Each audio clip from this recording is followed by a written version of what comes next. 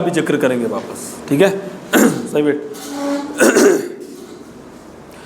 अब जैसे अपन बात करें कि जन्म की, तो सबसे पहली चीज़ तो ये कि जब भी जन्म होता है बच्चे का, तो कोई मुझे बता सकता है कि जन्म की जो प्रोसेस है उसको शुरू कौन करता है? माँ करती है, बच्चा? माँ वाले कौन है कि माँ करती है? भाई बच्चे का जन्म होगा तो इसकी जो प्रोसेस है वो माँ की तरफ से शुरू होती है, बच्चे की तरफ से शुरू होती है? बच्चे की तरफ से। बच्चे वाले कौन है? हाथ खड़ा करो ढंग से। मतलब 1 2 3 4 5 6 और 6 बंदे ये कह रहे कि भाई बच्चे की तरफ से माँ ये प्रोसेस स्टार्ट होती है ना, जन्म की प्रोसेस। और माँ वाले कौन है फिर? बच्चे में सब माँ वाले हैं। सब ये मानते हैं कि माँ के द्वारा शुरुआत होती है, ये मानते हो सब? रहाना तो बोलो। निर्दलीय नहीं होना है, या कोई चुनाव नहीं लड़े जा रहे, मार खा जाओगे, है ना। तुम्हारा अंदाज़ा लगाओ भाई, बचपन से तुम देख रहे हो ना, कई बच्चों का जन्म देखा होगा, पशुओं में भी देखा होगा, इंसानों में देखा होगा, है ना। तो तुम्हारे दिमाग में ये क्वेश्चन तो कभी उठा नहीं? कभी महसूस किया होगा इस चीज़ को, फील किया होगा कि यार माँ बच्चे का जन्म करवाती है, बच्चा खुद करवा रहा है? उस प्रोसेस को स्टार्ट कौन कर रहा है? माँ कर रही है, बच्चा कर रहा है? तो ये चीज़ आपके दिमाग में कभी नहीं उठी? इतना दिमाग लगाते ही नहीं फालतू में, बच्चे का जन्म हो गया फालतू झंझट, है ना। तो मैं बता दूं कि भाई जन्म की जो प्रोसेस होती है उसकी शुरुआत भ्रूण स्वयं करता है। कौन करता है? भ्रूण। जो बच्चा है वो स्वयं जो है जन्म की शुरुआत करता है। गर्भाशय के अंदर बच्चा है, और जब वो गर्भाशय बच्चे के लिए छोटा पड़ने लगता है, कम पड़ने लगता है, तब बच्चे का हाइपोथैलेमस एक्टिव होता है और तुरंत मैसेज भेजता है कि मुझे बाहर निकालो। वो मैसेज कहाँ जाएगा? माँ के पास। माँ के अंदर फिर जो हार्मोन होते हैं उनको रिलीज किया जाता है, कुछ को कम किया जाता है, और फिर बच्चे का जन्म हो जाता है। तो शुरुआत किसने करी? हाँ, बच्चा शुरुआत इसीलिए करता है क्योंकि वो जो जगह है गर्भाशय के अंदर वो कम पड़ने लगती है, तब उसको लगता है कि या तो मर जाएंगे या तो बाहर निकलना पड़ेगा, ठीक है। सेम वैसे समझ लो कि तुम इस रूम के अंदर 30 बच्चे आराम से बैठ सकते हो, मैं भर दूँ यहाँ पर 300, तो फिर तुम मैसेज ही भेजोगे कि सर बाहर निकालो यार, मर जाएंगे, गेट को खोलो। आगे समझ में? वो कहानी है, ठीक है। लेकिन जन्म अंत में करावता तो कौन है? माँ ही करती है, माँ की तरफ से ही होता है जन्म तो, लेकिन शुरुआत जो हो रही है जन्म की वो कौन कर रहा है? बच्चा। आगे समझ में? ठीक है। अब होता क्या, वो ध्यान से समझना। जब भ्रूण का गर्भाशय के अंदर भ्रूण को जगह कम लगने लगती है, जब उसको लगता है कि भाई जगह कम पड़ रही है, अपन को बाहर निकलना चाहिए यहाँ से, तब भ्रूण का हाइपोथैलेमस एक्टिव होता है। और भ्रूण का हाइपोथैलेमस एक ग्रंथि एक प्रकार की, पता है ना, हाइपोथैलेमस ग्रंथि है, पढ़ाई थी मैंने। कहाँ होती है शरीर में? है दिमाग में, पक्का? ठीक है। तो वो हाइपोथैलेमस एक्टिव होता है बच्चे का। किसका? कब एक्टिव होता है? जब उसको लगता है कि जगह कम पड़ रही है, जगह कम पड़ रही है, तब बच्चे का हाइपोथैलेमस एक्टिव होता है और एक हार्मोन रिलीज करता है तुरंत। क्या करता है? रिलीज हार्मोन, ठीक है। ये मान लो बच्चे का क्या है? हाइपोथैलेमस है, ठीक है। बच्चे का हाइपोथैलेमस एक्टिव होता है और यहाँ से एक हार्मोन रिलीज करता है। हार्मोन का नाम क्या है? CRH। क्या नाम है? CRH। ये हार्मोन निकलता है हाइपोथैलेमस से और यहाँ से निकल के कहाँ जाएगा? पीयूष ग्रंथि में। कहाँ जाएगा? पीयूष ग्रंथि के अंदर। पीयूष ग्रंथि कितने भाग होते हैं? एक तो अग्र और एक पश्च। ये जाता है अग्रभाग में। कहाँ जाता है? अग्रभाग में। कौन सा हार्मोन है? CRH। बना कहाँ? आई हाइपोथैलेमस के अंदर। ये CRH यहाँ पर बनता है और ये आता कहाँ पे? ये पीयूष ग्रंथि के अग्रभाग में। ये तो अग्रभाग हो गया और ये पश्च भाग है। तो कौन से भाग में आता है? ये अग्रभाग में आता है। ये क्या है? पीयूष ग्रंथि है। क्या है? पीयूष ग्रंथि, ठीक है। ये CRH यहाँ पर आएगा और CRH की फुल फॉर्म होती है कोर्टिकोट्रोपिन रिलीजिंग हार्मोन। ये हार्मोन आगे चलकर अंत में एक हार्मोन रिलीज करवाएगा जिसका नाम है कोर्टिसोल। क्या नाम है? इसीलिए नाम क्या पड़ा इसका? कोर्टिकोट्रोपिन रिलीजिंग हार्मोन। ये कोर्टिकोट्रोपिन जो हार्मोन होते हैं उनको रिलीज करता है। जैसे आगे चल के ये एसिडियस यहाँ से रिलीज करेगा, कोर्टिकोट्रोपिन रिलीजिंग,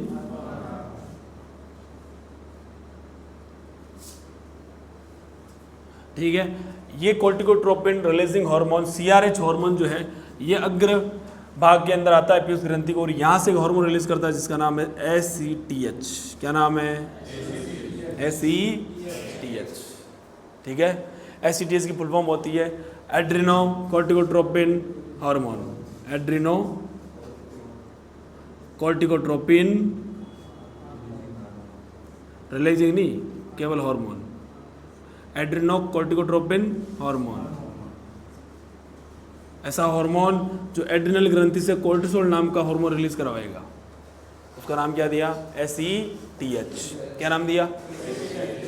ACTH कहाँ से निकलता है? पीयूष ग्रंथि के अग्रभाग से। कौन निकलवा रहा है?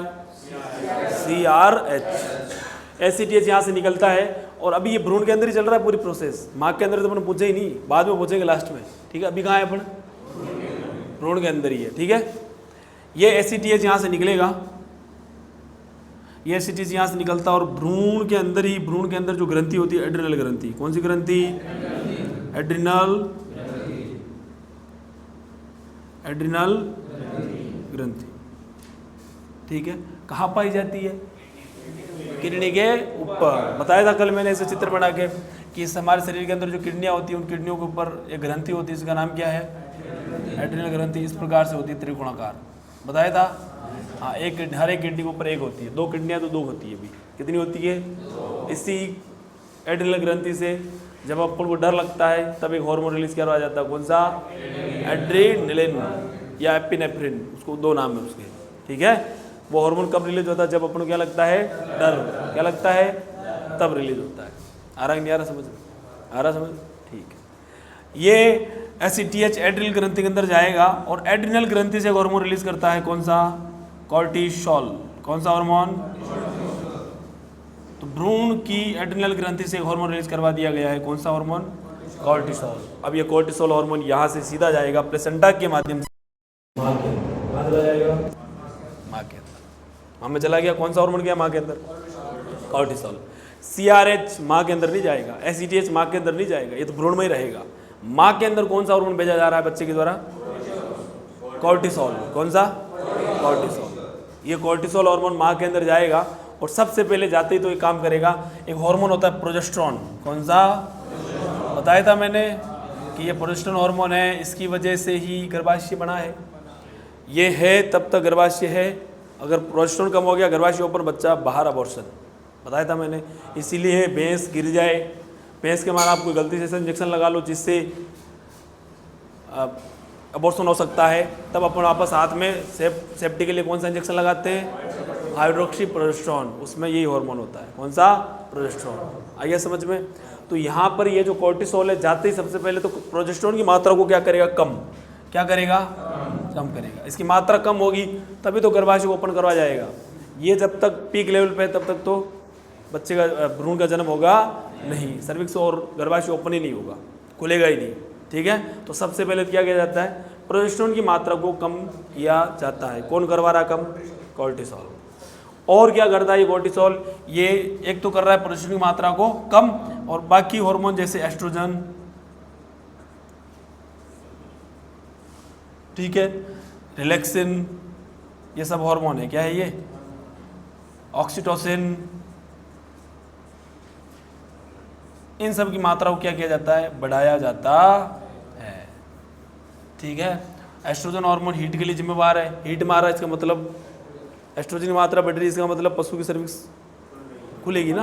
हीट में आता है तो सर्विक्स खुलती नहीं खुलती, तो वही कहानी है। तो एस्ट्रोजन क्या करेगा? सर्विक्स को खोलेगा। बताया था मैंने। ठीक है, रिलैक्सिन हार्मोन भी क्या करता है? मेनली यहाँ पर सर्विक्स को खोलने का काम कौन कर रहा है? Relaxin hormone. कौन कर रहा है? रिलैक्सिन। ऑक्सीटोसिन में मैंने बताया था कि जो है बच्चे के जन्म में भी सहायता करता है, गर्भाशय को अंदर संकुचन पैदा करता है। क्या करता है? संकुचन। ये जो तीनों हार्मोन है इनकी मात्रा को बढ़ाया जाता है, और इनकी मात्रा बढ़ने की वजह से गर्भाशय में क्या होता है? तेजी से संकुचन होता है। गर्भाशय में क्या होता है? तेजी के साथ संकुचन होता है, और गर्भाशय में तेजी के साथ संकुचन होगा। संकुचन मतलब होता है सिकुड़न हो रही है एक तरीके से। ठीक है, प्रेशर बढ़ेगा अंदर, दबाव, वो संकुचन होगा। संकुचन की वजह से बच्चा बाहर आ जाएगा। ठीक है, बधाई हो आपके घर पे, हाँ, पड़ा हुआ है, कांग्रेट्स। ठीक है। इस प्रकार से जन्म होता है। तो आज दिन तक अपन ने शुरू की थी कि भाई अंदर किस प्रकार से जनन तंत्र में कहाँ अंडा बनता है, कहाँ शुक्राणु बनता है, कहाँ शुक्राणु को भोजन मिलता है, किस प्रकार से कहाँ पर दोनों का निषेचन होता है, फिर निषेचन होने के बाद जो चीज़ बनती है उसको अपन क्या बोलते हैं, जाइगोट।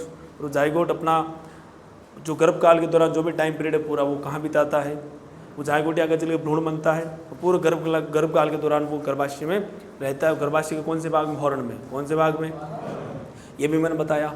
और फिर अंत में अपन ने बात करी कि भाई कंप्लीट हो गया गर्भकाल, अब बच्चे का जन्म कैसे होता है। इस प्रकार से बच्चे का जन्म होता है। ठीक है, ये जो कहानी है ये सब यहाँ तक की जो कहानी चल रही है तो किसके अंदर चल रही है, भ्रूण के अंदर। किस में चल रही है, भ्रूण में। ठीक है, और ये वाली पूरी कहानी ये किस में चल रही है, माँ के अंदर। ठीक है, ये तो भ्रूण के अंदर होगी और ये तो फर्स्ट और सेकंड 2 स्टेप के अंदर इस पूरी प्रोसेस को अपन समझते हैं। आ गया समझ में, कोई दिक्कत। ठीक है, उतारो। उससे पहले एक चीज़ ऊपर लिख लेना, ये लिखने के बाद एक चीज़ लिख लो,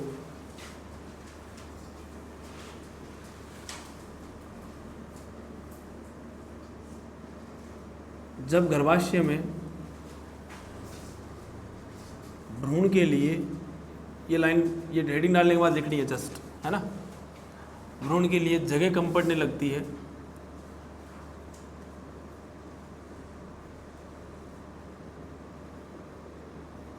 तब भ्रूण का हाइपोथैलेमस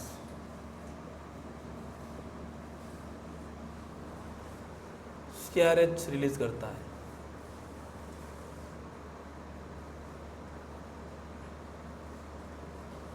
ठीक है, और फिर CRH की ये कहानी पूरी है।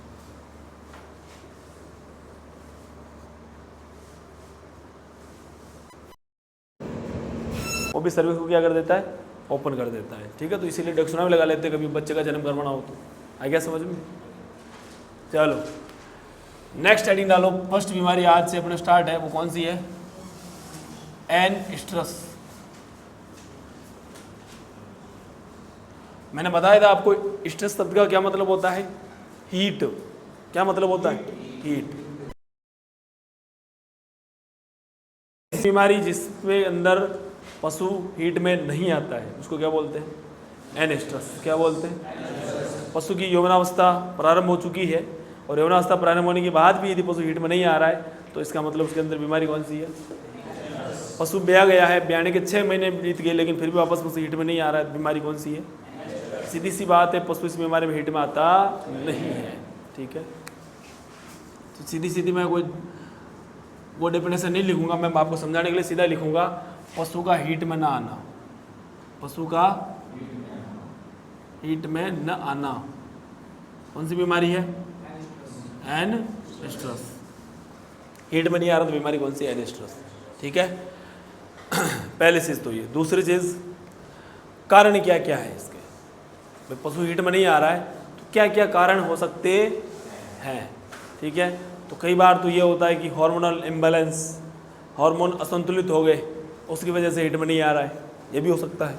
ठीक है, इसके अलावा और क्या हो सकता है, कई बार मैंने बताया था आपको CL नहीं टूटती है, बताया था मैंने जब पढ़ाया था, कार्पस ल्यूटियम नहीं टूटती है, जब वो तक मोनी टूटेगी तब तक प्रोजेस्टेरोन बिल्कुल बंद नहीं होगा, और जब तक प्रोजेस्टेरोन बिल्कुल बंद नहीं होगा तब तक पशु हीट में आएगा, सर्विक्स बंदी रहती है, वापस बंद हो जाती है ब्याहने के बाद। ठीक है, क्योंकि हल्का हल्का प्रोजेस्टेरोन आ रहा है ना, इस वजह से तो CL नहीं टूटती, इस वजह से, है ना। मतलब सीधी सीधी हार्मोनल इम्बैलेंस हो गया, हार्मोन असंतुलित हुए जिसकी वजह से CL नहीं टूटी, या फिर CL भले ही टूट गई है लेकिन जो हीट वाला जो हार्मोन है, एस्ट्रोजन हार्मोन, उसकी मात्रा शरीर में क्या है, कम है, वो उचित मात्रा में रिलीज नहीं हो पा रहा है, तो वो भी रीजन हो सकता है। या इसके अलावा पेट में क्या हो, कीड़े हो, क्या हो, कीड़े हो, कीड़ों की वजह से क्या होगा, वही वापस हार्मोन इम्बैलेंस होंगे, हार्मोन इम्बैलेंस होंगे तो वापस वही हीट में नहीं आएगा पशु। ठीक है, इसीलिए शरीर अच्छे से काम करे उसके लिए पेट में कीड़े नहीं होने चाहिए, कीड़ों को मारो, डिवर्मिंग करवाओ। क्या करवाओ, डिवर्मिंग। आ रहा नहीं आ रहा समझ में। ठीक है, ये मोटे मोटे कारण है। तो एन स्ट्रेस के अंदर अपन बात करें कि भाई उपचार कैसे क्या करना है, तो उपचार के अंदर सबसे पहली चीज़ तो क्या करनी है, आपको ऐसे काम करने हैं जैसे कि पेट में कीड़े हो तो कीड़ों को मारो पहले, है ना। ये नहीं कि पहले हीट वाला इंजेक्शन लगा दिया, पहले आप डीवर्मिंग करवाओगे। क्या करवाओगे? मैंने कारण बताया अभी आपको, कारण क्या क्या हो सकते हैं, ठीक है। तो कारण के अंदर मैंने क्या बताया था, डीवर्मिंग, अगर पेट में कीड़े हैं, हार्मोन इम्बैलेंस होगा, CL नहीं टूटी, इसका मतलब हार्मोन बैलेंस में नहीं है, तो CL नहीं टूट रही है। सीधी सीधी सी बात है, आप सबसे पहले क्या करवानी है आपको, डीवर्मिंग। अगर पेट में कीड़े होंगे, कीड़े मरे, फिर अगर हार्मोन बैलेंस में आ गए तो पशु हीट में आ जाएगा। अगर कीड़े मारने के बाद भी, डीवर्मिंग करवाने के बाद भी पशु हीट में नहीं आ रहा, तब अपन इंजेक्शन की ओर बढ़ेंगे, दवाओं की ओर बढ़ेंगे। दूसरी इंजेक्शन की ओर बढ़ेंगे, कुछ किट आते हैं हीट में लाने वाले, उनकी तरफ बढ़ेंगे, वो बाद की कहानी है। सबसे पहला काम क्या होता है, डीवर्मिंग। तो एन स्ट्रेस का मतलब पशु हीट में नहीं आ रहा है, हीट में नहीं आ रहा तो उपचार क्या करना, तो सबसे पहला उपचार क्या है, डीवर्मिंग करवानी है। क्या करवानी है? डीवर्मिंग। आएगा समझ में? तो उपचार की अगर अपन बात करें इसके अंदर, तो उपचार के अंदर सबसे पहला काम क्या है, डीवर्मिंग।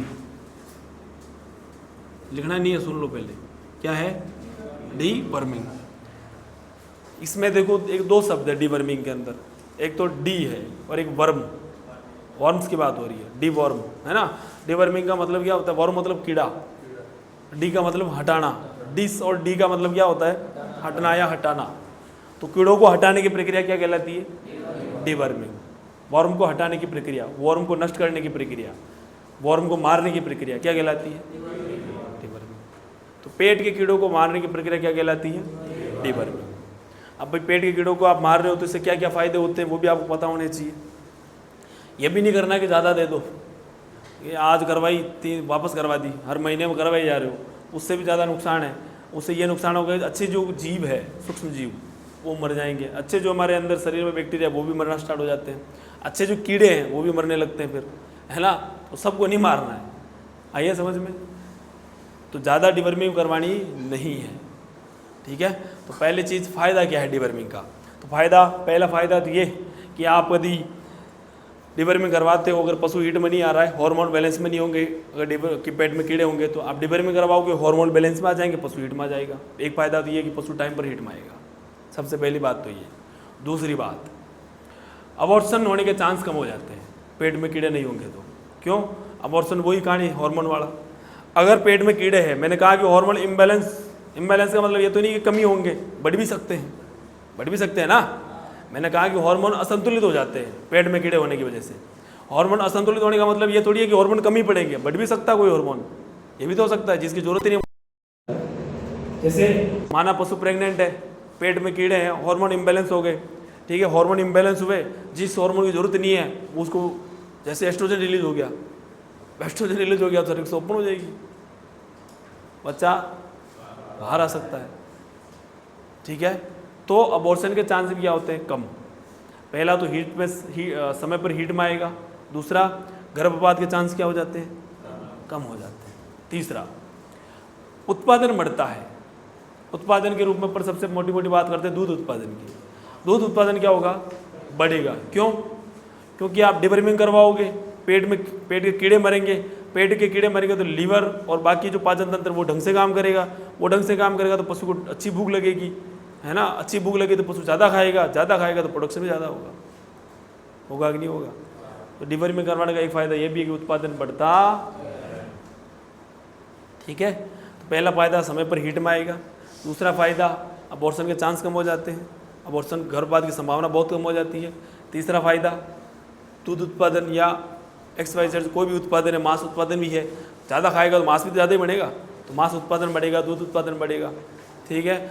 आप अगर और अपन बात करें तो पशु का पाचन तंत्र अच्छे से काम करेगा, उत्पादन तो बढ़ेगा, अलग बात है, लेकिन पशु का पाचन तंत्र अच्छे से काम करेगा तो पशु खाएगा अच्छा तो इम्यूनिटी पावर ज़्यादा रहेगी, तो बीमारी होने के चांस भी, दूसरी बीमारी के चांस भी क्या हो जाते हैं, कम हो जाते हैं। तो डीवर्मिंग का ये फ़ायदा भी है कि पशु बीमार कम पड़ता है। क्या समझ में? कोई भी काम करो तो सबसे पहले फ़ायदे और नुकसान के बारे में जान लो, है ना। ये नहीं मुँह उठा के कर दिया, ये करनी है बात। तो मोटे मोटे 4 फायदे बताए मैंने आपको। पहला फ़ायदा तो ये, पशु समय पर हीट में आएगा। दूसरा फ़ायदा, गर्भपात की संभावना क्या हो जाती है, कम हो जाती है। तीसरा फ़ायदा, उत्पादन क्या होता है, बढ़ता है। चौथा फ़ायदा, बीमारी होने के चांस क्या हो जाते हैं, कम। ये 4 मोटे मोटे फ़ायदे हैं डीवर्मिंग के, ठीक है। बाकी छोटे मोटे और भी फ़ायदे होती हैं, लेकिन ये सबसे बड़ा सबसे बड़े फ़ायदे हैं। ठीक है, अब इसके अलावा अपन बात करें डिवर्मिंग जो करवा रहे हो आप, ये तो है नहीं कि भाई आज मन कर रहा है डिवर्मिंग करवाने का, अभी करवा दो, ऐसे तो कर नहीं सकते। उसकी भी कोई प्रोसेस है। सही प्रोसेस क्या है? तो सही प्रोसेस डिवर्मिंग की ये होती है कि आप जब भी पशु की डिवर्मिंग करवाओ, जब डिवर्मिंग करवानी हो तो डिवर्मिंग करवाने से जस्ट एक दिन पहले रात के समय पशु को मीठा खिलाओ, गुड़ खिलाओ बढ़िया, आधा किलो गुड़ खिला दो बढ़िया।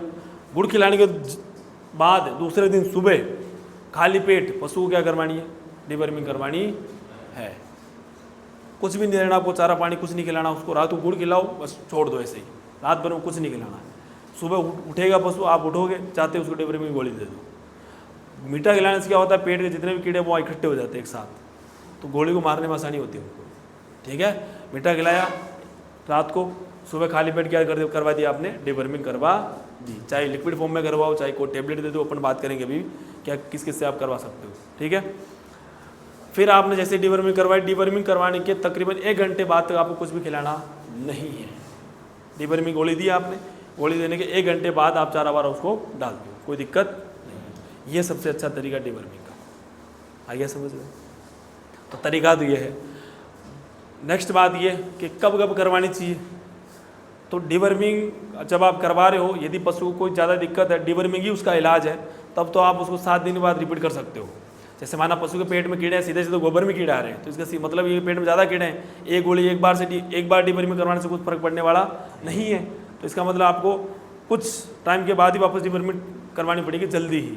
जनरली 3-4 महीने के अंतराल में करवानी चाहिए। अगर पशु के अंदर कोई दिक्कत नहीं है, आप ऐसे ही करवा रहे हो सेफ्टी के लिए, तो 3 से 4 महीने के अंतराल में करवानी चाहिए। लेकिन यदि आपको लग रहा है कि डिवर्मिंग इस बीमारी का इलाज है, जरूरी है डिवर्मिंग करवाना, तब आप उस डिवर्मिंग की प्रोसेस को 7 दिन के बाद वापस रिपीट कर सकते हो।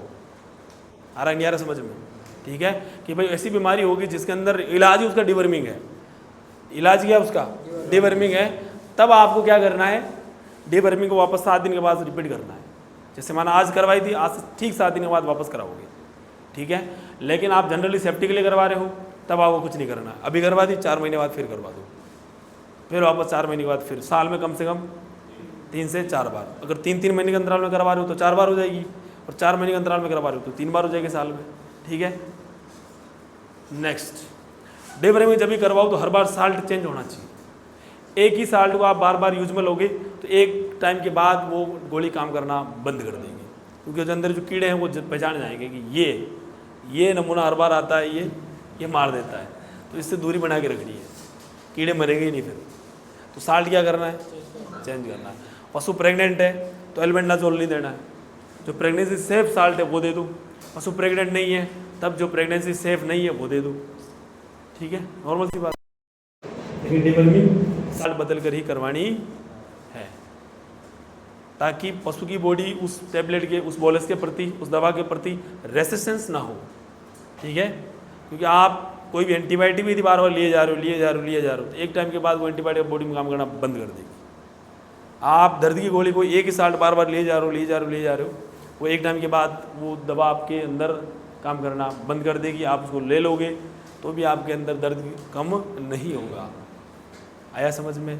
इसीलिए बिना डॉक्टर की अनुमति के, बिना डॉक्टर को बताए कोई भी दवा लेनी नहीं चाहिए। मेडिकल वालों से ऐसे दवा ला के नहीं लेनी चाहिए, ये बहुत घातक है। अभी ले लोगे, जब ज़रूरत पड़ेगी इमरजेंसी में, तब आपके अंदर वो दवा काम ही नहीं करेगी। फिर क्या करोगे? पेट दुख रहा तो गोली ले ली, डॉक्टर के पास जाओ, डॉक्टर रिकमेंड करेगा कि कौन सी गोली लेनी है। कंपाउंडर के पास नहीं जाना है, मेडिकल वालों के पास। कोशिश करें आप डॉक्टर से मिलो सीधा। सरकारी हॉस्पिटल में चल जाओ, 10 मिनट रुकना पड़ता है, आधा घंटा रुकना पड़ेगा और क्या। लेकिन वो वही वेल एजुकेटेड है, उनको नॉलेज है पूरा। आप भी फील्ड में कोई भी एंटीबायोटिक बार बार यूज में नहीं लोगे। जैसे ऑक्सीटेट्रासाइक्लिन है, ऑक्सीटेट्रासाइक्लिन की डोज रेट 70 ml लगानी पड़ती है कई पशुओं में, 70 ml 60 ml, तब उसका रिजल्ट मिलता है। क्यों? क्योंकि हर डॉक्टर उसको काम में ले रहा है। उस पशु के अंदर हर बार कोई दिक्कत होती है, ऑक्सी लग रहा है, तो उस पशु के अंदर ऑक्सी काम करना ही बंद कर दिया। अब हमें डोज को बढ़ाना पड़ रहा है, और डोज लगाना पड़ रहा है, तब उसका रिजल्ट मिल रहा है। ठीक है, क्योंकि हम इसीलिए कहते हैं झोला छाप डॉक्टर को इसीलिए हटाओ। झोला छाप नहीं बनना, आपको एजुकेटेड बनना है, चीज़ों को समझना है। ठीक है, यह नहीं कि ये बीमारी ये इंजेक्शन लगाने होते हैं, लगाने तो होते हैं, पर अगर आप 2 बार उस गाय के अंदर ये इंजेक्शन लगा के आए हो तो तीसरी बार चेंज करो एंटीबायोटिक। जैसे पेनिसिलिन, आप किसी बीमारी के अंदर ड्रग ऑफ चॉइस पे, उसकी ड्रग ऑफ चॉइस क्या है? पेनिसिलिन है। क्या है? पेनिसिलिन। नॉर्मल सी बात है, पेनिसिलिन है। आपने उसके अंदर उस बीमारी का इलाज किया तब DCR काम में लिया था, पेनिसिलिन है वो, स्ट्रेप्टोपेनिसिलिन। अब माना उसके अंदर ऐसी कोई बीमारी होती है जिसका ड्रग ऑफ चॉइस भी क्या है? पेनिसिलिन है, तब आप उसका साल्ट चेंज कर लो, DCR मत लगाओ, मॉक्सेल लगा लो।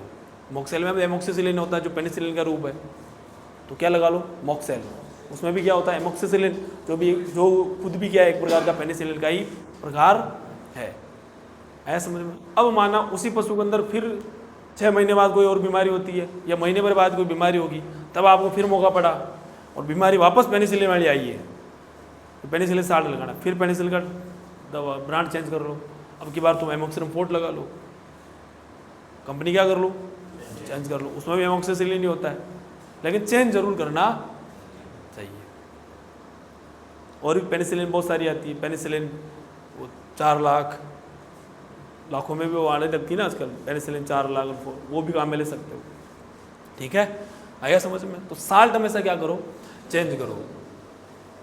आजकल ऑक्सी से ज़्यादा अच्छा रिजल्ट एंड्रो का मिल रहा है। क्यों? क्योंकि ऑक्सी को तो काम ही नहीं कर पा रही है ना, ऑक्सी को तो इतना लगा दिया कि बॉडी रेसिस्टेंस हो चुकी है उस चीज़ इंजेक्शन के प्रति।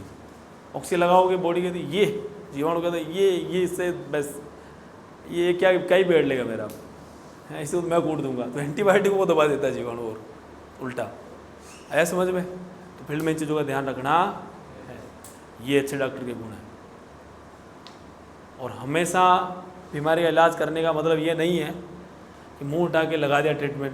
तुम्हें बस इतना पता है 10 तरह की सल्फा लगाना होता है, सल्फा लगाना तो होता है। अगर रिजल्ट नहीं मिला, पहले दिन आपने ट्रीटमेंट किया, 10 का रिजल्ट नहीं मिला, तो लगाना तो सल्फा ही है, केवल सल्फा नहीं लगाना आप। अब सल्फा को या तो रूट चेंज करो, भाई आप आई में लगा रहे हो, आपको लगा रिजल्ट नहीं मिल रहा, तो रूट चेंज करो, फिर आई भी लगाओ, उसको ग्लूकोज के साथ दे दो। ग्लूकोज कौन सा? RL। दस्त के लिए सबसे अच्छा ग्लूकोज कौन सा है? RL में डाल के दे दो, तुरंत दस्त बंद हो जाएगी। ये नॉर्मल सी कॉमन सेंस की बात है, लेकिन इतना दिमाग लगाते ही नहीं हो तुम। नहीं लगाओगे तो फिर ऐसे ही गाड़े पड़ेगी। आया समझ में? तो इसका इस्तेमाल करना है, और ये ढंग से तब काम करेगा जब तुम चीज़ों को डिटेल से पढ़ोगे, ध्यान से पढ़ोगे, दिमाग के पट खोल के पढ़ोगे। नींद में रह के पढ़ोगे तो कुछ समझ में नहीं आएगा। आया समझ में? ठीक है, तो फील्ड में सक्सेस वही होगा जो वास्तव में ढंग से पढ़ेगा। ये लिख के ले लो, आने वाला टाइम ज्ञान का है, तुम्हारा केवल तुक्को मारने से काम नहीं चलेगा। ठीक है, नॉलेज होना चाहिए तुम्हारे पास हर चीज़ के बारे में। आप कोई इंजेक्शन पढ़ रहे हो, कोई लगा रहे हो, तो उस इंजेक्शन के बारे में ये भी पता होना चाहिए कि इसकी मैकेनिज्म क्या है, अंदर जाके करेगा क्या बॉडी में, ये आपको पता होना चाहिए। और ये चीज़ें जिस दिन पता चल जाएगी ना, उस दिन तुम्हारे अंदर कॉन्फिडेंस आ जाएगा कि तुम्हें पता है कि मैं एक लगा रहा हूँ तो ये बॉडी में क्या क्या कर सकता है। आया समझ में? ठीक है, तो ये चीज़ें पूछा करो, तब हम बताएंगे। बिना पूछे नहीं बता सकते, तुम खुद ही नहीं जानना चाह रहे तो हम क्यों बताए फिर? ठीक है, तो पूछनी चाहिए चीज़ें। आ गया समझ में? तो समझ में आई डीवर्मिंग साल्ट बदल क्यों करनी चाहिए? क्योंकि बॉडी उस साल्ट के प्रति रेसिस्टेंस ना हो, इसलिए। आ गया समझ में? ये मोटी कहानी है। फिर मैं आपको लास्ट में अब अगला पॉइंट जो अपना रहेगा डीवर्मिंग का, कौन कौन सी साल्ट के द्वारा आप डीवर्मिंग करवा सकते हो, कौन सा साल्ट प्रेगनेंसी सेफ है, कौन सा साल्ट प्रेगनेंसी सेफ नहीं है, वो सारा मैं बताऊँगा। ठीक है, लिखो, मैं बोलूँगा लिख लो। डीवर्मिंग, पेट के कीड़े मारने की प्रक्रिया, पेट के कीड़ों को मारने की प्रक्रिया, पेट के कीड़ों को मारने की प्रक्रिया,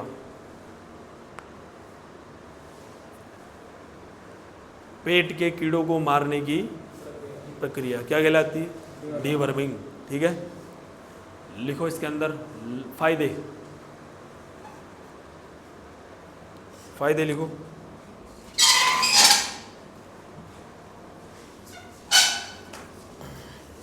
फायदों के अंदर पहला फायदा लिखो, पशु समय पर हीट में आता है, पशु समय पर हीट में आता है, पशु समय पर हीट में आता है, पशु में गर्भपात की संभावना कम हो जाती है, पशु में गर्भपात की संभावना कम हो जाती है,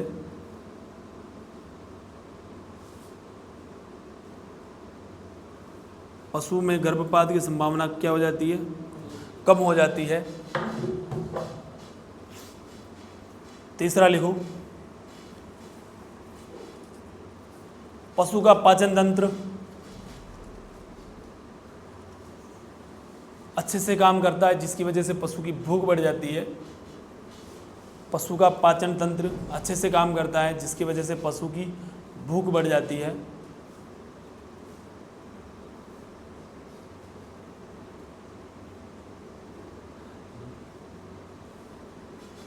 जिस कारण पशु ज़्यादा खाता है या उचित मात्रा में खाता है ना। इसकी बॉडी को जितनी रिक्वायरमेंट उतना तो खाएगा, कम से कम ज़्यादा खाता है।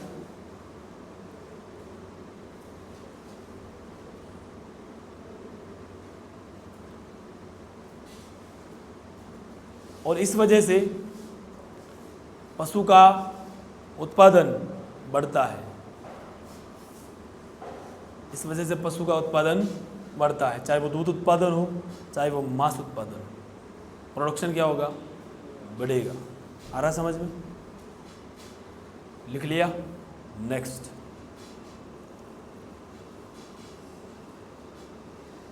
पशु कम बीमार पड़ता है। पशु कम बीमार पड़ता है। लिख लिया? ये तो हो गए फायदे। नेक्स्ट पॉइंट, फायदों के बाद अगला पॉइंट लिखो, पशु में डिवर्मिंग साल में कम से कम 3 से 4 बार जरूर करानी चाहिए। पशु में डिवर्मिंग साल में कम से कम 3 से 4 बार। कितनी बार?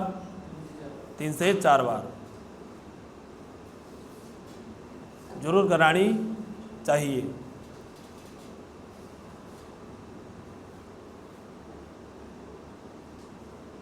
नेक्स्ट पॉइंट,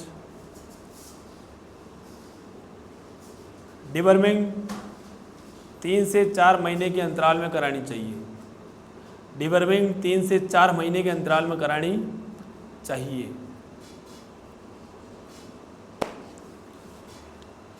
डिवर्मिंग 3 से 4 महीने के अंतराल में करानी चाहिए। लिख लिया?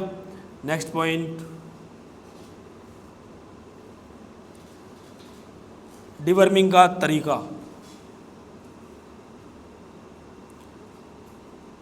डिवर्मिंग कराने से एक दिन पहले, डिवर्मिंग कराने से एक दिन पहले रात के समय पशु को गुड़ खिलाएं। रात के समय पशु को गुड़ खिलाएं।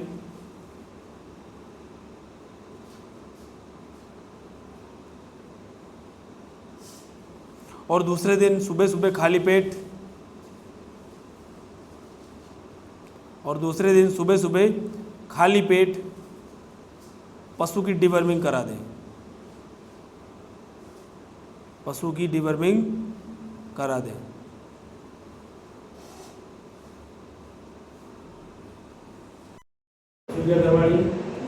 नेक्स्ट पॉइंट,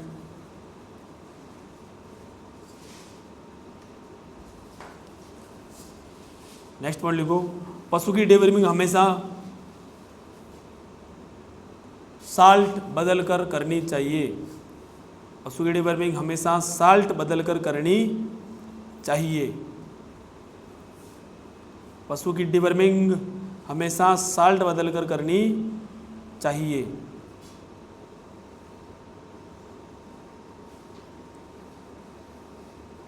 लिख लिया?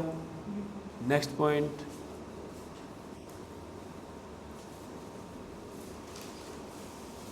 दवा। डिवर्मिंग की दवा, ऐसे लिखो, डिवर्मिंग की दवाएं। डिवर्मिंग की दवाएं।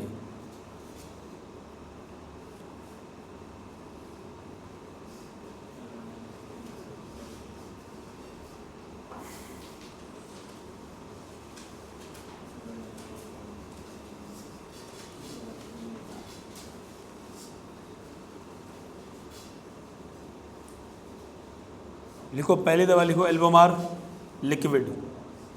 बोर्ड पे लिखोगे? डिवर्मिंग की दवाओं के अंदर लिखो दवा, फर्स्ट एल्बोमार।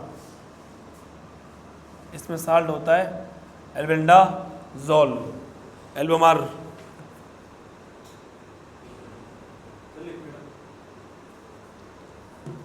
एल्बोमार लिक्विड क्या है ये?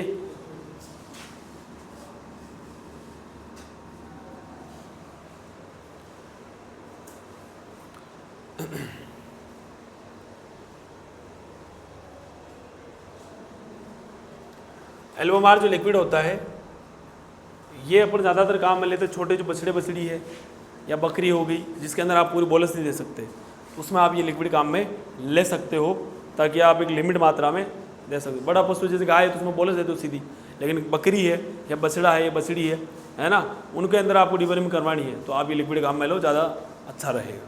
ठीक है। एल्बोमार जो लिक्विड आता है ये आपको 3 से 4 ml पर 10 kg body weight, 10 kg body weight पर देना। कितना देना है? कितना देना है? 3 से 4 ml। मतलब कि अपन औसत मान लो ये बछड़ा होता है जिसका वजन 30 किलो का होता है इधर 25-30 किलो की बछड़ी होती है, मान लो उसका वजन कितना है? 30 kg का है। कितना है? तो आपको तकरीबन ही कितना देना है? 10 से 12 ml। कितना देना है क्या समझ में? मतलब 15 ml तक दे सकते हो, कोई दिक्कत नहीं। ठीक है। इसके अलावा अपन बात करें albendazole bolus, albendazole bolus, albendazole bolus.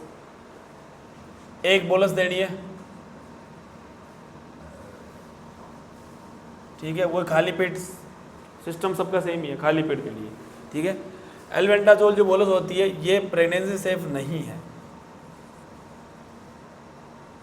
Pregnancy safe नहीं है। ठीक है। नेक्स्ट आता है फेनबेंडाजोल, फेनबेंडाजोल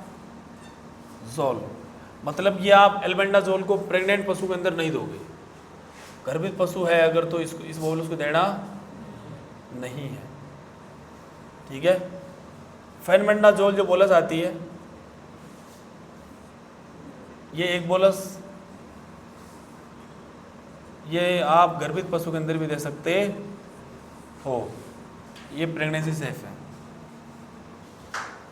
इसके अलावा एक बोलस आती है हाईटेक के नाम से, है ना, हाईटेक जो आयुर्वेक्टिन की आती है, हाँ लिक्विड भी आता है। ठीक है। इंजेक्शन भी आता है आयुर्वेक्टिन। हाईटेक जो बोलस आती है ये बोलस आप इसके अंदर साल्ट होता है आइवरमेक्टिन। क्या होता है? आइवरमेक्टिन।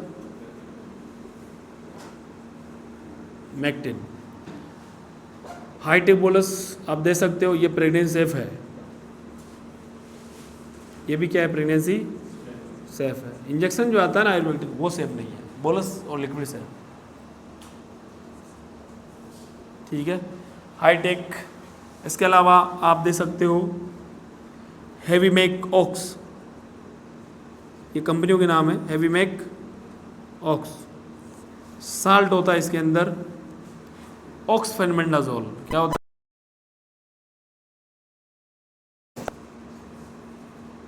ऑक्स फेनबेंडाजोल, ये भी प्रेगनेंसी सेफ है, प्रेगनेंसी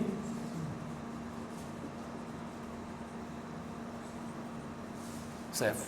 ठीक है। एक यहाँ लिख रहा हूँ, एक आता है ऑक्सीक्लोजेनाइड लिवामिशोल, ऑक्सीक्लोजेनाइड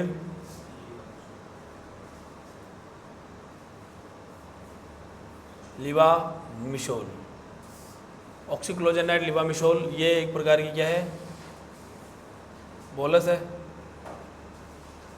ठीक है। और लिक्विड भी आता है इसका भी।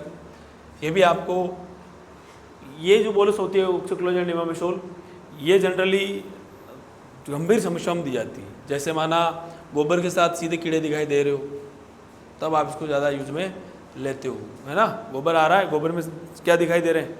कीड़े, तब इसको देना है थोड़ी। ठीक है। ये काम नहीं कर पाएगी उससे, यही करेगी। या काला गोबर आ रहा हो एकदम, उस समय भी इसको काम में ले हुए, बदबूदार हो। ठीक है। ये भी प्रेगनेंसी सेफ है, प्रेगनेंसी सेफ। देनी कब कब पड़ता है इसको?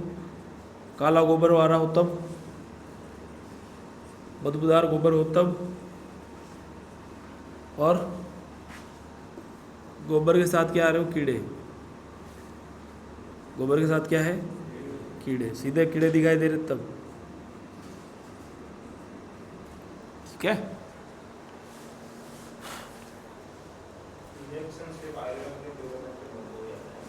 हाँ, इंजेक्शन आयरमेक्टिन डोरामेक्टिन सही है। ठीक है।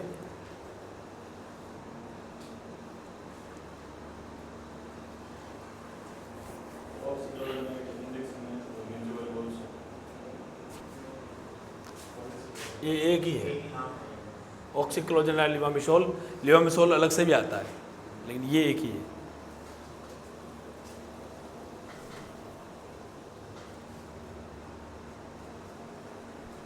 लिवामिसोल की बोलस अलग से भी आती है।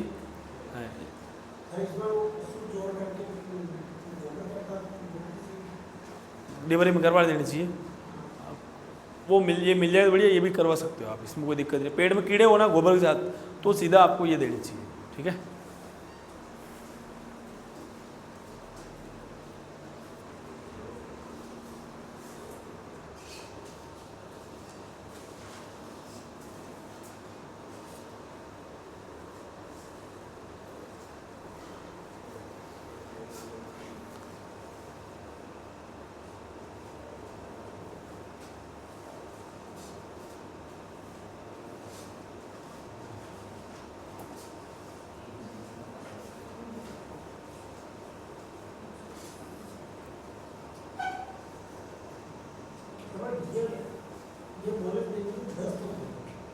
दस्त बहुत होती है तो पेट की सफाई होगी ना, तभी तो क्या बोला हूँ, काला गोबर मतलब कब्जी है, तभी देनी है। कचरा साफ हो जाता है सारा, सारे गंदगी क्या हो जाती है।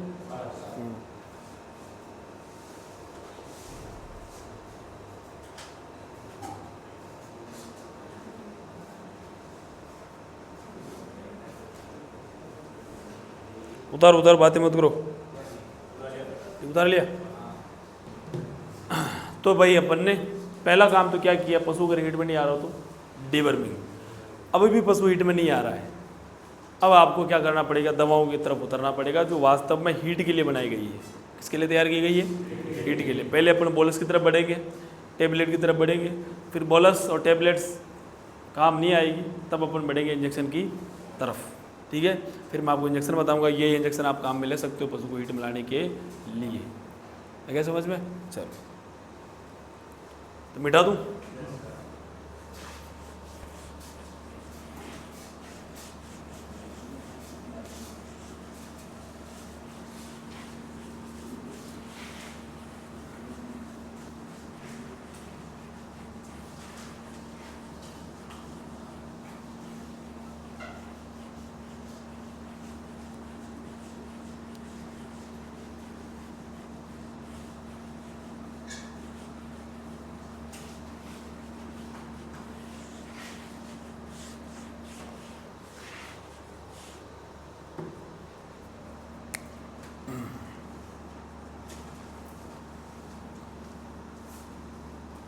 अब इसमें लिखेंगे अपन किट। एक किट आता है विटामिन किट, किस नाम से आता है?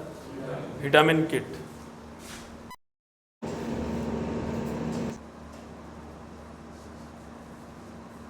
विटामिन किट, ध्यान से समझना।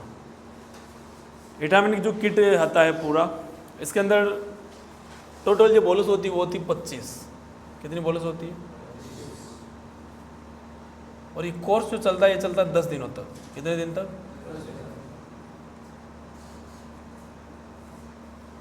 गोलियां कितनी है? कितने दिन तक देनी है? इसमें 2 प्रकार की बोलस होती है। एक तो होती है इसमें विटामिन न्यूट्री, एक होती है इसमें विटामिन गोल्ड। विटामिन गोल्ड, ठीक है। 2 प्रकार की क्या होती है इसमें बोलस होती है। विटामिन जो न्यूट्री है ये होती है 10 और ये होती है 15। ये कितनी है? ये कितनी है? 15। टोटल कितनी होगी? 25। विटामिन न्यूट्री आपको शुरू के 5 दिन देनी है, और अगले जो बच्चे में 5 दिन है उसमें कौन सी देनी, विटामिन गोल्ड। कौन सी देनी है, विटामिन गोल्ड। 10 बोले से तो रोज की कितनी देनी है, 2। कितने दिन तक, 5 दिन तक, ठीक है। फिर अगले 5 दिन जो है, छठवें दिन से आपको कौन सी देनी है, विटामिन गोल्ड। रोज की कितनी देनी है, 3 बोलस। 3 बोलस कितने दिन तक, अगले 5 दिन तक। अब अपन ने विटामिन न्यूट्री पहले क्यों दी है, वो पहले क्यों नहीं देनी है, उसके पीछे रीज़न ये है कि भाई मैंने आपको जब जननतंत्र पढ़ाया था, मादा जननतंत्र, तब बताया था कि पहले अंडा बनता है ना, अंडा पहले बनता है, फिर पशु हीट में आता है। तो जीएनआरए जो हार्मोन होता है वो सबसे पहले कौन सा हार्मोन रिलीज करवाता है, एफएसएच या LH, FSH, follicle stimulating hormone. Follicle का निर्माण होगा तब उसमें अंडा बनेगा, ग्राफिन फॉलिकल में, है ना। फिर जो है वही एफएसएच क्या कर रहा है, ग्राफिन फॉलिकल से एस्ट्रोजन रिलीज करवा रहा है। एस्ट्रोजन हार्मोन फिर पशु क्या करेगा, हीट में लाएगा। तो जाहिर सी बात है, पहले पशु के अंदर अंडा बनेगा, फिर पशु हीट में आएगा। तो ये अंडा बनवाने का काम करती है, ये हीट में लाने का काम करती है। आ रहा समझ में। ये क्या करेगी, अंडाशय के अंदर ओवेरी में क्या करती है, अंडाणु का निर्माण करवाती है। ओवेरी के अंदर क्या करती है, अंडाणु का निर्माण कराती है। अंडाणु का निर्माण कराना, ठीक है। और ये क्या करती है, हार्मोन को बैलेंस करेगी, हार्मोन को बैलेंस करेगी, जिसकी वजह से पशु क्या होता है, हीट में आ जाएगा। सीधी सी बात है, ये हीट में लाती है, ठीक है। आ रहा समझ में।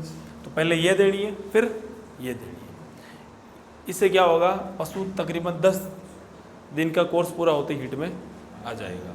हो सकता है पहले भी आ जाए, ठीक है, लेकिन फिर 10 दिन तो मान के चलो, 7 से 10 दिन के भीतर पशु हीट में आ जाता है। आ गया समझ में, कोई दिक्कत। इस प्रकार से आपको किट देना है। किट का नाम क्या है, विटामिन किट। क्या नाम है, क्या नाम है, विटामिन किट। कितनी बोलस होती है, कितनी होती है, कितने दिनों का कोर्स है, कितने दिन का, कितने प्रकार की बोलस होती है, कौन कौन सी, और विटामिन पहली कौन सी है, दूसरी कौन सी है, गोल्ड। विटामिन न्यूट्री कितनी होती है, गोल्ड कितनी होती है, 15। कितनी होती है, न्यूट्री कितनी है, गोल्ड कितनी है।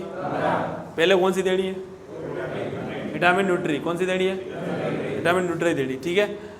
रोज की कितनी बोलस, 2 बोलस। कितने दिन तक, 5 दिन तक। अगले 5 दिन कौन सी देनी है, विटामिन, विटामिन गोल्ड। कितने दिन देनी है, 5 दिन। कितने दिन, कितनी देनी रोज की, 3 बोलस। कितनी, टोटल कितनी है, 15 है, 15 है। विटामिन गोल्ड कितनी है, टोटल 15 है। तो 3 पंजे 15, 3 पंजे 25, 3 पंजे 15, तो टोटल कितनी होगी, 15 और 10 25। आइए समझ में। विटामिन न्यूट्री क्या काम करती है, ओवरी में अंडाणु का निर्माण करवाना। और गोल्ड क्या काम करती है, उसको हीट में लाने का। तो पहले अंडा मिलेगा, फिर हीट में लाना है। ये मत दे देना पहले, कुछ गड़बड़ हो जाए, कुछ होना ही नहीं फिर, ठीक है। पूरी आगे कहानी समझ में। ये पूरी प्रोसेस है, क्योंकि पशु हीट में तब आएगा जब अंदर ग्राफिन फॉलिकल होगी, क्योंकि ग्राफिन फॉलिकल से ही एस्ट्रोजन निकलता है। और ग्राफिन फॉलिकल तब बनती है जब एफएसएच फर्स्ट डिग्री को, प्राइमोडियल फॉलिकल को फर्स्ट डिग्री में, फर्स्ट डिग्री को सेकंड डिग्री में, सेकंड डिग्री को ग्राफिन फॉलिकल बदलेगा। तो अंडे के निर्माण की प्रक्रिया है वो पूरी। ग्राफिन फॉलिकल बनती है, उसमें क्या बन जाता है, अंडा। तो ग्राफिन फॉलिकल बन रही है ना पहले, फिर ग्राफिन फॉलिकल से क्या निकलेगा, एस्ट्रोजन निकलेगा, तब पशु हीट में आएगा। अब तुम पहले वो दे दी, ग्राफिन फॉलिकल ही नहीं अंदर, कहाँ से एस्ट्रोजन रिलीज होगा, तो पशु हीट में आएगा। क्या नहीं, खाली पेट नहीं, खाला पीना क्यों दो आराम से, ठीक है, खाली पेट नहीं देना। आया समझ में, उतार लो। सुनने में ज़्यादा ध्यान देना है, लिखना बाद में। अब लिख लो आराम से, समझ में आ गया। हाँ अब लिखो।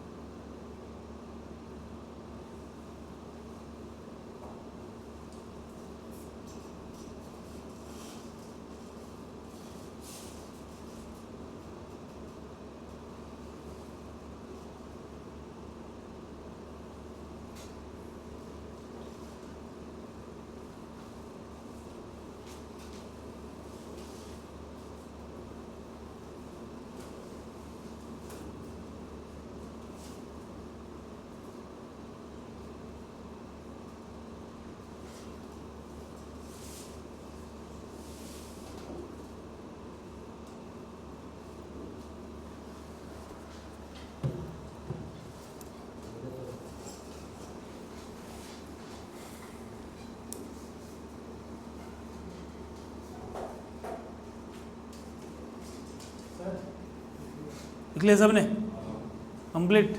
तो एक तो अपने किट कौन सा हो गया भाई, विटामिन किट, ठीक है। अपन बोलस पढ़ रहे हैं, सीधी सीधी सी बात है ना। क्या पढ़ रहे हैं अभी, बोलस, ठीक है। बोलस के अंदर एक किट पढ़ लिया अपन ने, कौन सा, विटामिन किट। मिटा दूं, सबने लिख लिया। नेक्स्ट लिखो LHC हीट किट, मिटा दूं, LHC heat kit.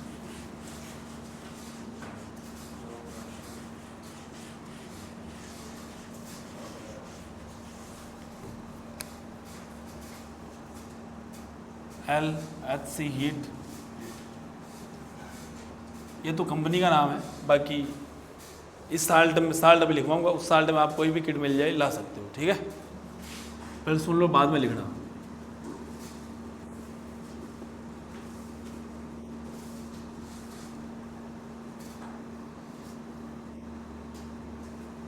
Clomiphene citrate, copper sulphate, copper, इसमें एक तो क्लोमिफेन सिट्रेट की टेबलेट आती है, एक आती है कॉपर सल्फेट की, कॉपर सल्फेट की बोलस टेबलेट आती है, बोलस टेबलेट आती है, ठीक है। अब देखो कि पहली चीज़ तो ये कि यूज कैसे क्या करना है, कितने दिन का कोर्स है, कितनी बोलस होती है, कितनी टेबलेट होती है। तो इसके अंदर 15 टेबलेट होती, कितनी होती है, कोर्स कितने दिनों का, तो 5 दिन का कोर्स होता है। कितने दिन का, 5 दिन का ये कोर्स चलेगा। जैसे वो 10 दिन का था, ये कितने दिन का है, उसमें बोलस कितनी थी, 25, इसमें कितनी है, 15, ठीक है। अब इसके अंदर 5 पत्ते आते हैं, एक पत्ते के अंदर 3 टेबलेट होती है। कितनी टेबलेट होती है, इस प्रकार से आप डब्बा खोलोगे तो 5 पत्ते निकलेंगे,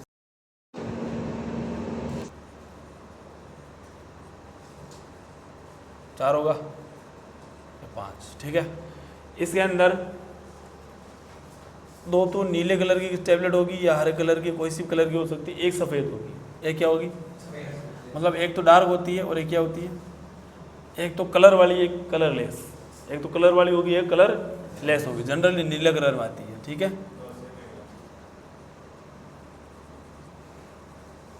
हाँ, ऐसे समझ लो 2 सेम होती है और एक क्या होती है, अलग होती है, एक वाइट होगी, ठीक है। ये जो नीले वाली कलर वाली जो टेबलेट है, ये होती है क्लोमिफेन सिट्रेट की। किसकी होती है, क्लोमिफेन सिट्रेट। और ये जो सफ़ेद टेबलेट होती है, ये होती है कॉपर सल्फेट की। किसकी होती है, ठीक है। आ रहा है नहीं आ रहा समझ में। अब आप जब इनको यूज़ करोगे तो पहले आपको ये टेबलेट देनी है, कौन सी, पहले कौन सी देनी है, क्लोमिफेन सिट्रेट की, जो दोनों एक साथ देनी है, ठीक है। और फिर ये देने के आधे घंटे बाद, कितने टाइम बाद, आधे घंटे के बाद कौन सी देनी है,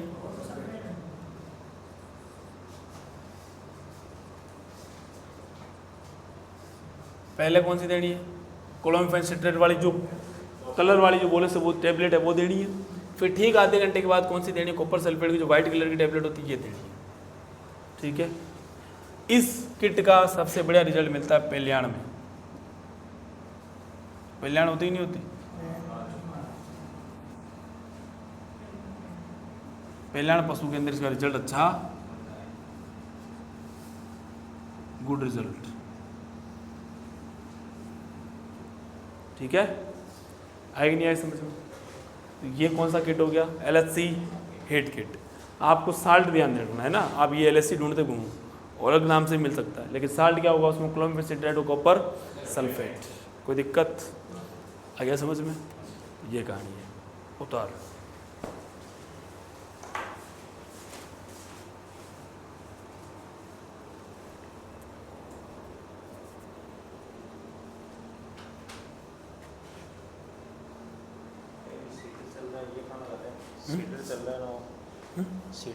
सीडर लगाते हैं, वो तो अंदर डालते हैं, उसमें वो वैसा सर्विक्स के मुंह के ऊपर रहता है, वो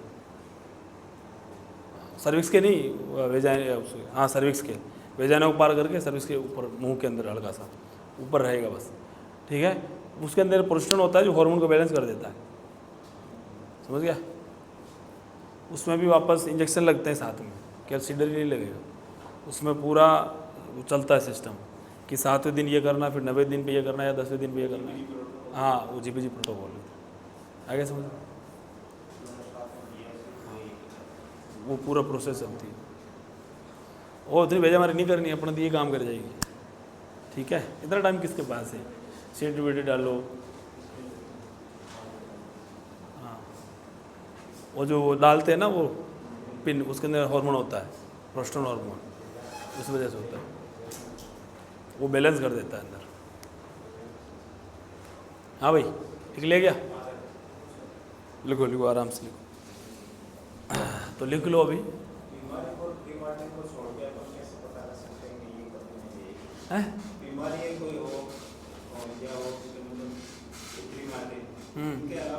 एक तो फ्री मार्टिन, और क्या बोला तुम? हाँ हाँ हाँ, उसको छोड़ के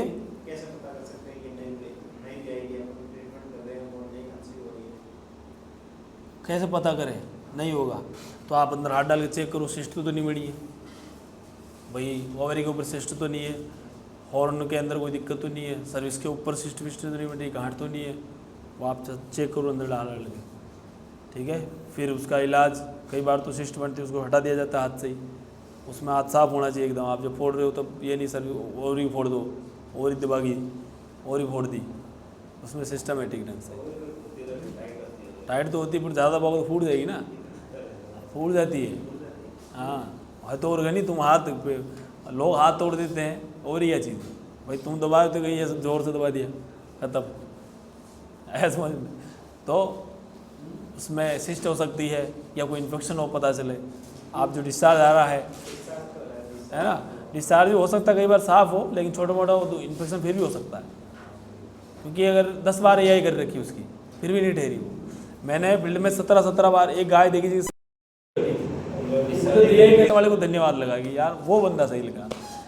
हिट मांगी, नहीं ठहरी, फिर AI कर दी, नहीं ठहरी, फिर AI कर दी, 17 बार, कितनी बार? 17 बार।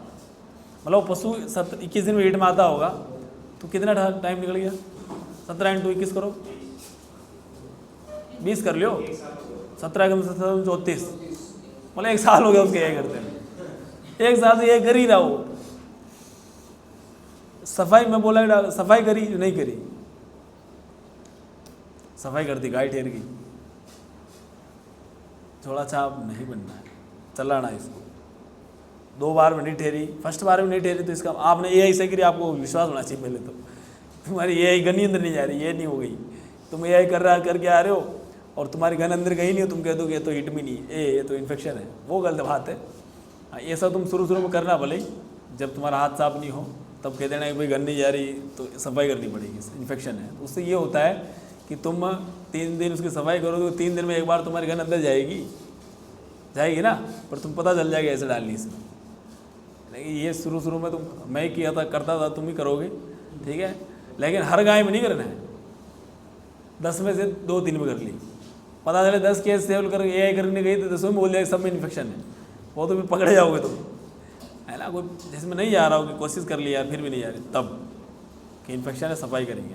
और सफाई में क्या होता है, 3 दिन मिल गया आपको, अब 3 दिन तुम उसमें हाथ डालोगे, चेक करोगे, तो शायद 3 दिन में कभी ना कभी तो पाला पड़ेगा। ठीक है, वो चीज़ देख लिया। नेक्स्ट हेडिंग डालो, स्टीम वेट किट। 2 हो गए।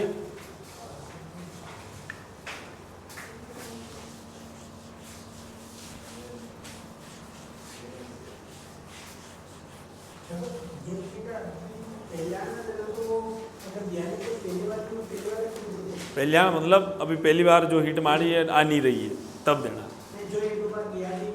उसमें दे सकते हो, मतलब रिजल्ट अच्छा है पहले, ये बोला मैं, ये थोड़ी कह रहा हूँ कि भाई नहीं दे सकते, रिजल्ट उनमें इतना अच्छा नहीं है जितना पहले में अच्छा है वैसे।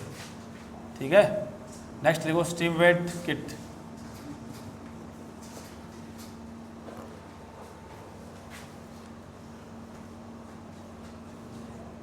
स्टीम वेट किट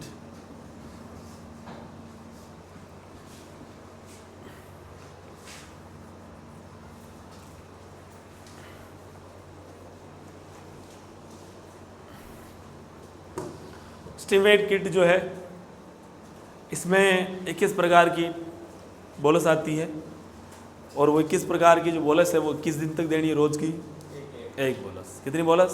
एक बोलस। इसमें 21 प्रकार की नहीं, प्रकार तो 3 होते हैं, 21 बोलस आती है टोटल। कितनी आती है? 21 बोलस होती है जो आपको 21 दिन देनी है और 3 प्रकार की बोलस होती है। कितने प्रकार की? ठीक है। स्टिमुलेट किट के अंदर कितने प्रकार की बोलस होती है? 3। मैं आपको कलर वाइज समझा देता हूँ। ठीक है। एक तो होती है रेड कलर की, 7 बोलस होगी। रेड कलर कितनी बोलस मिलेगी? 7। फिर ग्रीन कलर की, ग्रीन मतलब हरा, ग्रीन मतलब ग्रीन की आपको कितनी बोलस मिलेगी? फिर मिलेगी आपको ब्लू कलर की, नीले कलर की। ठीक है। ये भी कितनी मिलेगी?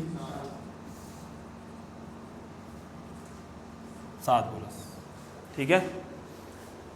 शुरू के 7 दिन तो ये देनी है 1 से लेकर 7 दिन तक। फिर 8, 9, 10, 11, 12, 13 और 14।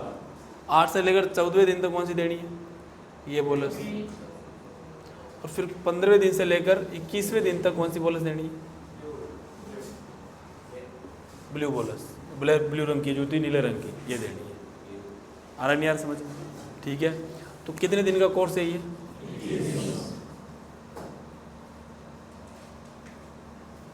21 दिन का। कितने दिन का है? रोज की कितनी बोलस?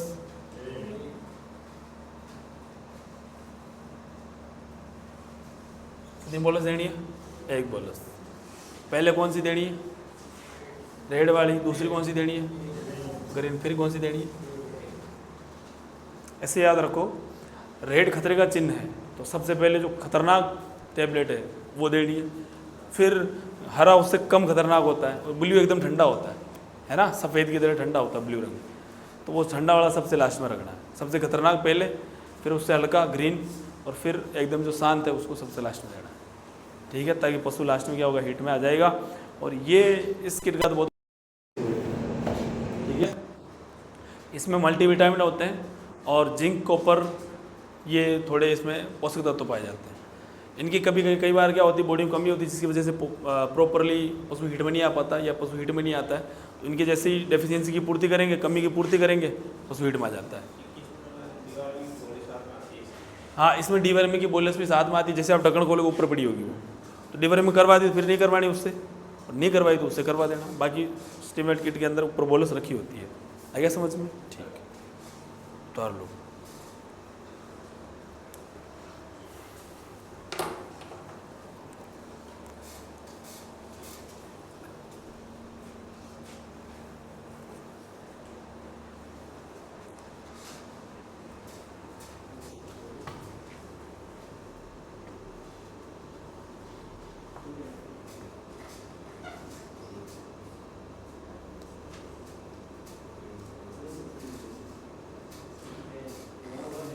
और बातें मत करो।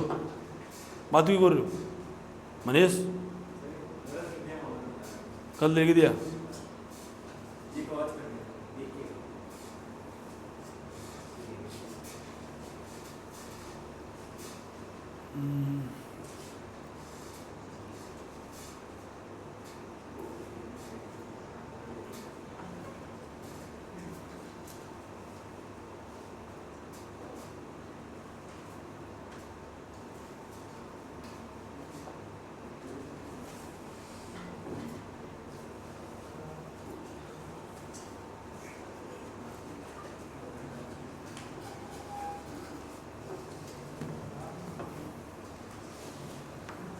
लिख लिया क्या? अरे बातें मत करो। लिख लिया सबने? ये तो अपन ने बात कर ली किसकी? बोलस की। तो आप एक तो क्या दे सकते हो? विटामिन किट दे सकते हो, पशु हीट में नहीं आ रहा है तो। एक आप LSC किट काम में ले सकते हो, LSC हीट किट वही भी आता हो 5-15 बोलस वाला टेबलेट वाला, वो काम में ले सकते हो। एक आप ये स्टिमुलेट किट जो बोलस आती है ये भी काम में ले सकते हो। आ गया समझ में? ठीक है। अब भी पशु हीट में नहीं आ रहा, तब अपन किसी तरफ उतरेंगे? इंजेक्शन की तरफ। ठीक है। लिखो next injection, point number C।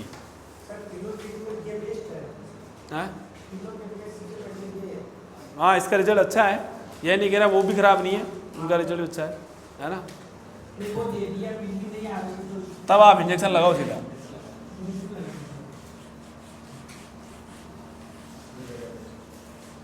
तो ये तो सी पॉइंट तो बी कौन सा हो गया। अब नेक्स्ट किसकी तरफ पढ़ेंगे अपन, इंजेक्शन की तरफ। इंजेक्शन एक तो अपन नाम सुना ही होगा वेटमेट, सुना है नहीं सुना, या प्रेग्मा, दोनों में सेम साल्ट होता है ना, कंपनी का नाम है तो ब्रांड नेम है। साल्ट क्या होता है उसमें, क्लोप्रोस्टेनॉल, क्या साल्ट होता है, क्लोप्रोस्टेनॉल साल्ट, ठीक है। ये इसमें क्या है, साल्ट है, आ गया समझ में। इसका प्रयोग आप पशु को हीट में लाना हो तो कर सकते हो, इसका प्रयोग आप पशु के अंदर जहर गिरानी हो तो भी कर सकते हो, इसका प्रयोग आप प्रसव कराना हो, ब्याह नहीं रहा हो पशु तो भी कर सकते हो, ठीक है।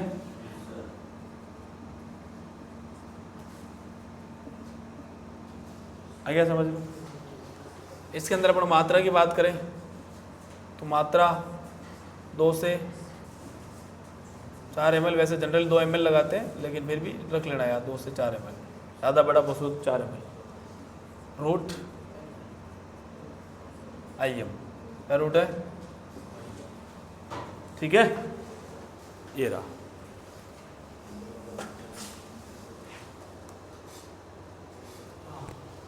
ठीक है,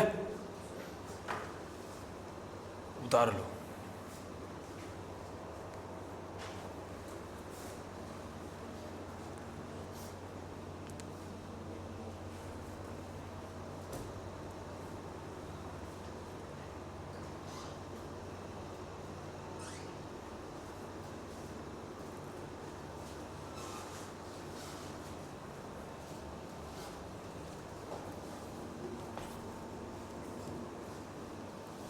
इसी के अंदर तो एक इंजेक्शन होता है ल्यूटालाइज के नाम से आता है, किस नाम से, ल्यूटालाइज, ल्यूटालाइज।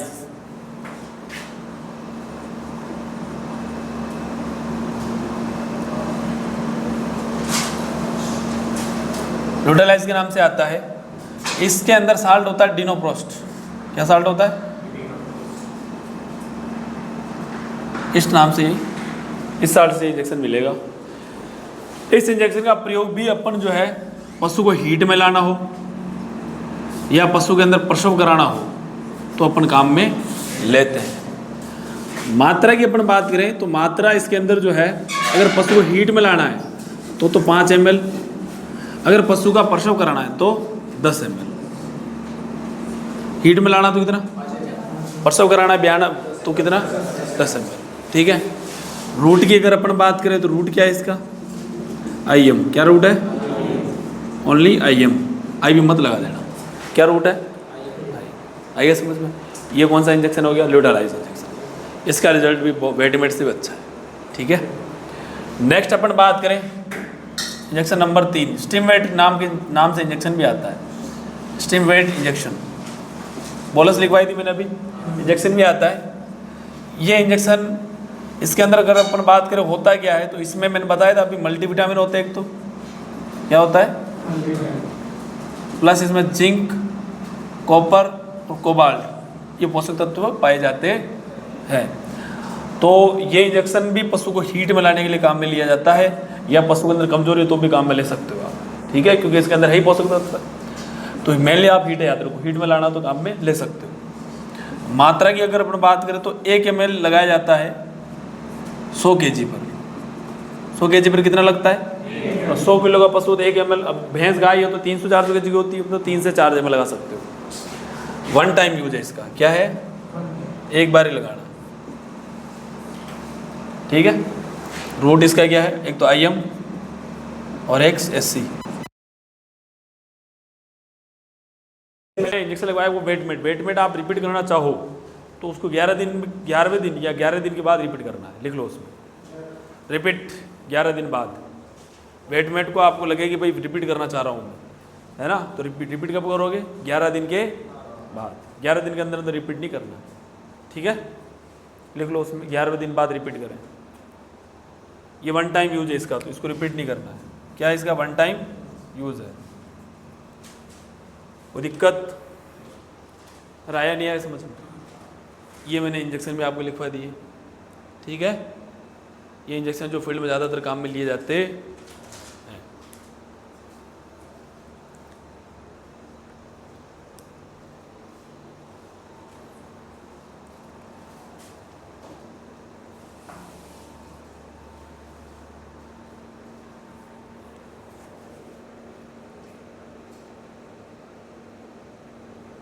लिख लिया सबने? नहीं लिखा? लिखो, जल्दी लिखो।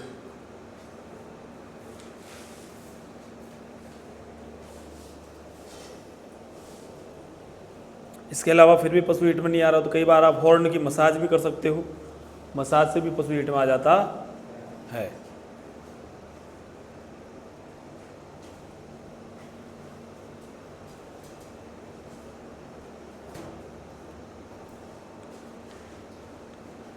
लिख लिया सबने? तो अपने भाई हीट वाला जो एनेस्ट्रस बीमारी है मैंने आपको पूरी पढ़ा दी। पशु का हिट में नहीं आता है तो ये सारे काम कर सकते हो आप। आया कि नहीं आया समझ में? कंप्लीट आ गया? तब कर लोगे काम। इस चीज़ को बढ़िया से ढंग से पढ़ लेना, सक्सेस है काम, ठीक है। नेक्स्ट स्टडी ना लो, रिपीट ब्रीडिंग, बीमारी नंबर 2। मिटा दूँ? अरे मिटा दूँ क्या? ये लास्ट 4 पढ़ लेते हैं पूरी बीमारी और फिर आप फ्री हो।